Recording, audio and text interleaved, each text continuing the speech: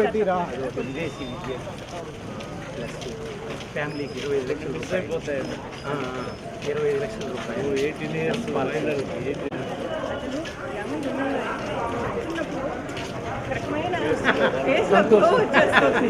Canada నుంచి madam ఎంత 2 లక్షలు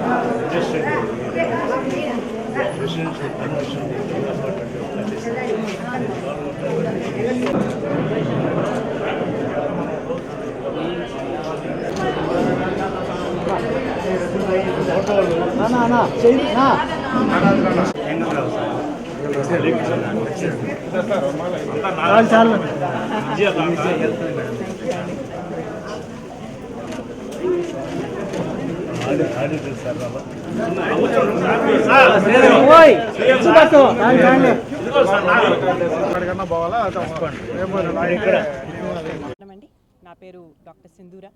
నేను మాజీ మంత్రివర్యులు నారాయణ గారి పెద్ద కుమార్తెను. ఈరోజు నెల్లూరు నగరంలోని 7వ డివిజన్లో ఇక్కడున్న టీడీపీ కార్యకర్తలు మారయాది గారు అలాగే మిగతా టీడీపీ కార్యకర్తలందరితోనూ కలిసి కొన్ని ఇల్లులు తిరగడం అన్నది జరుగుతోంది. ఇంటింటికి వెళ్ళి వారి యొక్క సమస్యలు అలాగే వాటికి పరిష్కారాలు కూడా డిస్కషన్ అన్నది చేస్తున్నాము. మీ అందరికీ తెలుసు, గత 3 నెలలుగా నేను నెల్లూరులో డిఫరెంట్ వార్డ్స్లో తిరుగుతున్నాను. ఇంటింటికి వెళ్ళి నాన్నగారి కోసం ప్రచారం చేయడం అనేది కంటిన్యూ చేస్తున్నాను. అయితే మీరు ఎక్కడ చూసినా లా అండ్ ఆర్డర్ సమస్యలు ప్రతి చోట వినిపిస్తున్నాయి. మనకు తెలుసు, ఇండియా అన్నది వరల్డ్లోనే లార్జెస్ట్ డెమోక్రసీ అంటే ప్రజల చేత ప్రజల కోసమై ఎన్నుకోబడతారు నాయకులు. సో ప్రజల కోసం మనం పనిచేయాలి. అటువంటిది వైఎస్ఆర్సీపీ ప్రభుత్వం అసలు వాళ్ళు ఎన్నుకోబడిందే ప్రజల కోసం అన్న విషయం మర్చిపోయి చాలా ఘోరంగా బిహేవ్ చేస్తున్నారు. లా అండ్ ఆర్డర్ ఎక్కడా కరెక్ట్గా లేదు. అసలు మీరు పెద్ద ప్రాజెక్ట్స్, అది అమరావతి అవ్వచ్చు, పోలవరం ప్రాజెక్ట్ అవ్వచ్చు, లేకపోతే పెద్ద ఇండస్ట్రీస్, అది రిలయన్స్ అవ్వచ్చు, అమర్ రాజా గ్రూప్స్ కావచ్చు, ఇలాంటి పెద్ద ప్రాజెక్ట్స్ని ఆపివేసి ఇన్ఫ్యాక్ట్ అక్కడ చేసిన శ్రమంతా 2014 నుంచి 2019 వరకు టీడీపీ ప్రభుత్వం చేసిన శ్రమంతా వృధా చేశారు. చంద్రబాబు నాయుడు గారు ఒక్కటే అన్నారు, తెలుగువారు ఆంధ్రప్రదేశ్లో తప్ప ప్రతి చోట, ప్రపంచంలో ప్రతి చోట, అది యుఎస్ అవ్వచ్చు, కెనడా అవ్వచ్చు, యూకే అవ్వచ్చు, లేకపోతే తెలంగాణ అవ్వచ్చు, అన్ని చోట్ల చాలా బాగున్నారు.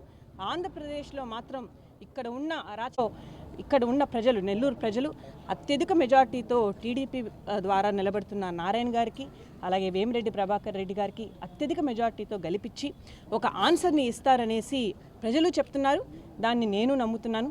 అలాగే మనం అందరం తెలుసుకోవాల్సిన ఒక విషయం, మొన్న ఇటీవల చంద్రబాబు నాయుడు గారు మన నెల్లూరు సిటీని విజిట్ కూడా చేశారు. అప్పుడు తను ఒక వాగ్దానం కూడా చేశారు.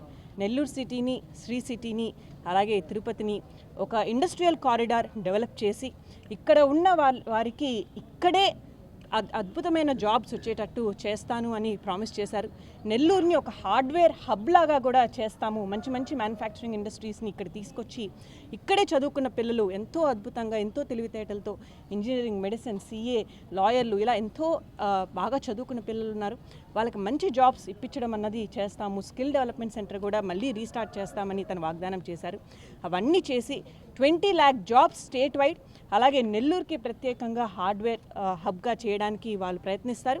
దాన్ని నారాయణ గారు తూచా తప్పకుండా పాటించి ఆ నిధుల్ని, దానికి కావాల్సిన నిధుల్ని తీసుకొస్తారని కూడా మీ అందరికీ ఇక్కడ ప్రామిస్ చేస్తున్నాను. అలాగే మనమందరం గుర్తుపెట్టుకోవాల్సింది పెన్షన్లు.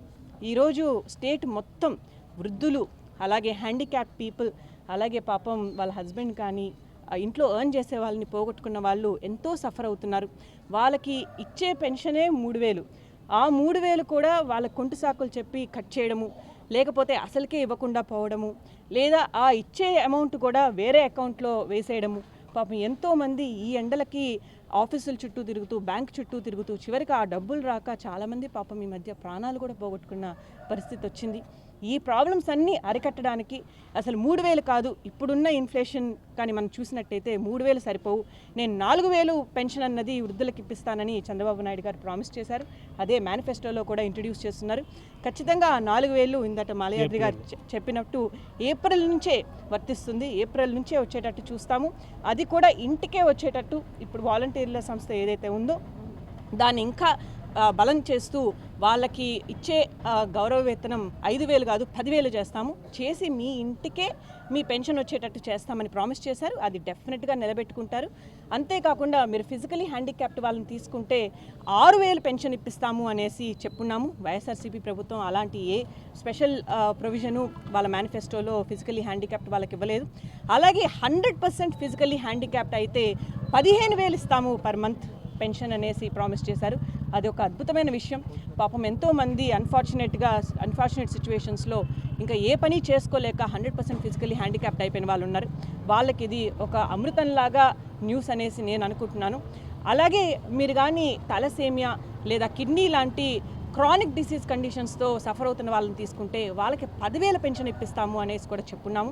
అలాగే వెనకబడిన తరగతి వాళ్ళని తీసుకున్నట్టయితే అది బీసీలు అవ్వచ్చు, ముస్లింలు అవ్వచ్చు, ఎస్సీలు అవ్వచ్చు, ఎస్టీలు అవ్వచ్చు, వీళ్ళందరికీ కూడా 50 ఏళ్లకే పెన్షన్కి అర్హతలయ్యేటట్టు చేస్తామని చెప్పున్నారు. ఇది కూడా మరి ఏ ఇతర గవర్నమెంట్ ప్రామిస్ చేయలేదు. సో ఇలాంటి వాగ్దానాలు ఊరికే చేయడం కాదు. మీకు తెలుసు చంద్రబాబు నాయుడు గారు ఓన్లీ ఖర్చు పెట్టడమే కాదు, తను ఎట్లా ఎర్న్ చేయాలి, హైదరాబాద్ని సిటీని ఈరోజు ప్రపంచంలోనే ఒక మంచి బెస్ట్ లివబుల్ సిటీగా ఈరోజు డెవలప్ అయ్యిందంటే దానికి కారణం చంద్రబాబు నాయుడు గారే. ఖచ్చితంగా అదే ప్లానింగ్ ఇంకా తన ఎక్స్పీరియన్స్తో ఇంకా అద్భుతంగా నారాయణ గారు లాంటి మంచి లీడర్స్ని తన క్యాబినెట్లోకి తీసుకొని ఖచ్చితంగా ఆంధ్రప్రదేశ్ని మళ్ళీ నెంబర్ 1 స్టేట్గా ఈ కంట్రీలో నిలబెడతారు. నెల్లూరుని స్మార్ట్ సిటీగా చేయడానికి నారాయణ గారు, వేమిరెడ్డి ప్రభాకర్ రెడ్డి గారు ఎంతో కష్టపడతారని మీ అందరికీ వాగ్దానం చేస్తున్నాను.